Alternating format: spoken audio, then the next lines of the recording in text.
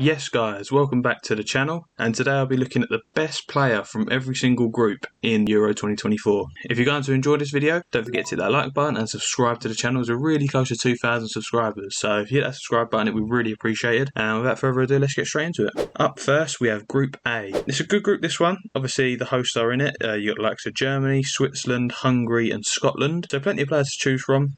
And the one that I went for is Jamal Musiala of Germany. Obviously they've got great players in the German squad, likes of Florian Wirtz as well was one that I was considering. But for me, I think it's got to be Jamal Musiala.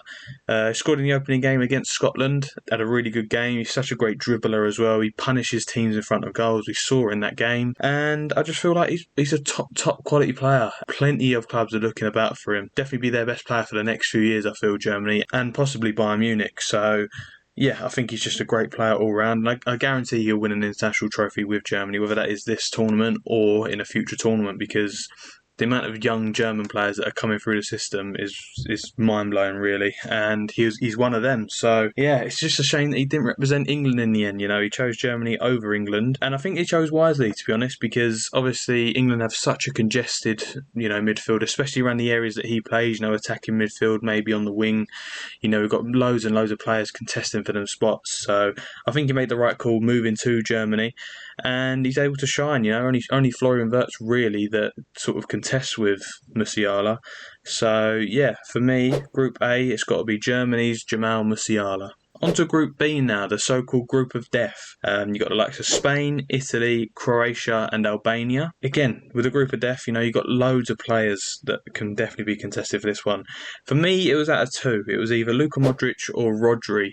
And I've decided to go with Rodri because right now I think most people would pick Rodri, but a few seasons ago I can see why people would pick Modric. He was at the top of his game in the last few years, winning so many Champions Leagues with Real Madrid. It's unreal.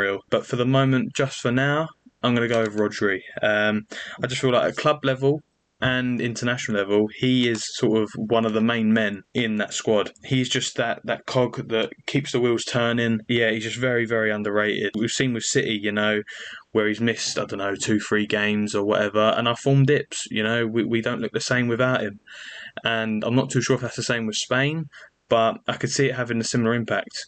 He looked very impressive though in their first game in the Euros, beating Croatia 3-0 comfortably. Went off towards the end, but maybe that's precautionary, I don't know. But yeah, he's played very well this tournament so far. I might have missed out a player on this because obviously there's such a great group. Even Italy, you've got players there that are very, very good. You've got the likes of Federico Chiesa. I think a few years ago, if he would have carried that form one he had in the Euro 2020, then maybe he'd be in this conversation. But I feel like he's just dipped in performance levels, so it was between Rodri and Modric for this one. So in the end, I went with Spain's Rodri. On to Group C now. Again, another decent group, but I think there's only one player that it can really be. You've got likes of England, Serbia, Denmark and Slovenia. But obviously I've gone for an Englishman, and for me it's got to be Harry Kane. He was close between Kane, Bellingham and Foden for me. Saka could be in with a shout as well. Obviously no disrespect to the other nations of this group, but I just feel England have a lot of players that are much better than most nations. Maybe you can highlight Milinkovic-Savic or Mitrovic, but they're nowhere near the levels of our squad, I don't think. So I went with Harry Kane, obviously, because I feel like he's the best finisher at the moment. He's one of the best strikers in the world. I could say he's better than Haaland, to be honest. Haaland hasn't been at it this season. Obviously, still got a top goal scorer, but we've seen the numbers Kane's doing over in Germany, and he's been flying with Bayern, even though they haven't been flying themselves. He's been amazing. No European player has scored more goals than Kane in the last 3 major international tournaments. He's got 12. So again, he brings that level of experience in these big tournaments, gets the goals as well, and he brings more to his game. He's just, not a typical number 9. He can drop in, he can create, sort of play that false 9 role. And yeah, I just feel like he's got so many different things to his game that he's so good at. Obviously, the trophies are a key thing when looking at comparing players. But for overall ability, it's got to be Harry Kane. And you see with the likes of, players leaving Tottenham, you've got the likes of Modric, Gareth Bale, Kyle Walker, all gone on to achieve amazing things once they've left Tottenham.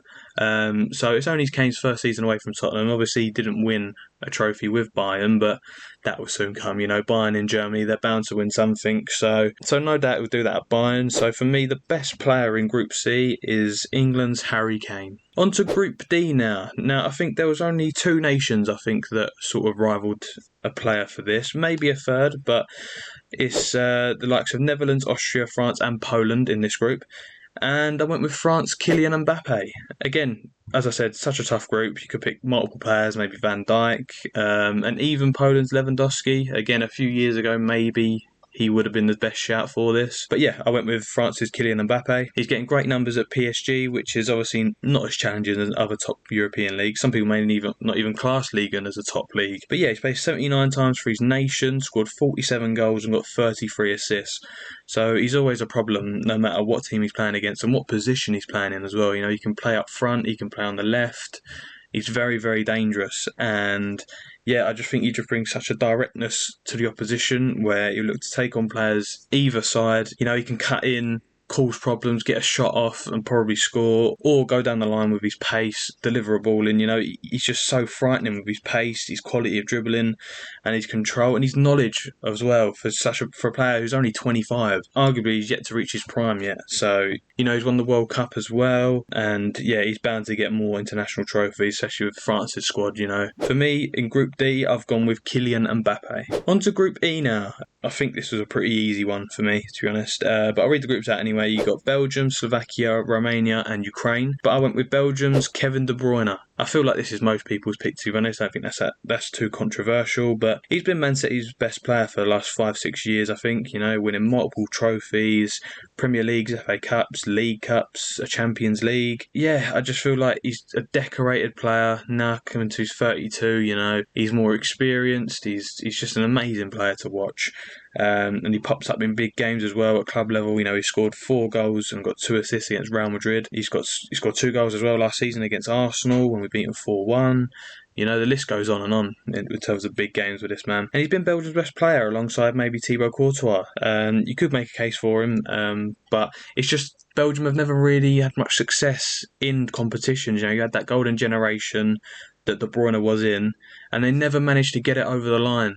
So that would always be niggling in the back of his mind, I think, and hopefully he'll go on to achieve a trophy before he does go. I mean, he's 32 now, so maybe this could be his last ever Euros. Maybe he could squeeze in a World Cup in 2 years' time, but yeah, it'll definitely be his last Euros, I think. It will go down as a Belgian legend, a Man City legend, and also a Premier League legend. So yeah, for me, Group E speaks for itself, and it's got to be Kevin De Bruyne of Belgium. Now on to the last group, Group F. Again, such a tricky one, I'll read the Group F out anyway. You've got Portugal, Czech Republic, Georgia and Turkey. For me, it's such a tough one, and it could be a controversial one, but I've gone with Bernardo Silva.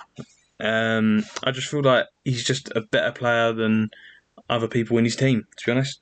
You've got players like Bruno Fernandes, Ruben Diaz, and of course Cristiano Ronaldo. But I feel like now, in terms of Ronaldo is past his prime. He's not the Ronaldo of 5-6 years ago. And yeah, I just feel like right now, you'd take Bernardo Silva. Obviously, Bruno Fernandes, his stats at Man United are very underrated. People often, say he's a bad player just because of his antics on the pitch. He whines a lot and all that stuff, but he's a very, very good player. But I just feel like for out-and-out footballing ability, I've gone with Bernardo Silva. He's been one of City's most important players for the last 2-3 seasons, I think. He's one of them ones that goes under the radar, sort of like Rodri at City, goes under the radar, makes a big impact in games where people may not see what they do. And yeah, his dribbling is on par with the very best. I watch him week in, week out, and he can glide past anyone. Obviously, you won't see him, tearing down the line because he hasn't got the pace. It's just his mind just speaks for itself. He knows how to beat a player and then pull off a great ball, and his passing decisions as well. He knows when to play the right pass at the right time, and I just feel like he's such a great player for City, and he's a great tempo setter as well. There's just so many things I love about Bernardo Silva. Yeah, he's an amazing player to watch, and he's versatile as well. He can play on the wing for City. He's played multiple times on the wing, obviously on the inside as well, and sometimes a centre mid. He doesn't mind getting tough and going into tackles. He's not afraid to do that. As I said, yeah, Bruno, his stats and goals and assists for Man United are great. but also you've got to take into account sometimes the trophies. And I said about it's not the same with Harry Kane, but you know, when they're so on par with each other, the little things do matter. And that's why I've gone with Bernardo Silva. Again, no disrespect to Bruno, I think he's underrated and a very, very good player. But so for Group F, I've gone with Bernardo Silva of Portugal. So let me know in the comments down below if I've got any wrong, because I guarantee there's some controversy in here. Don't forget to hit the like button as well, as it really helps the video out. Subscribe to the channel as we're really close to 2,000 subscribers, and we'll catch you in the next one. Peace.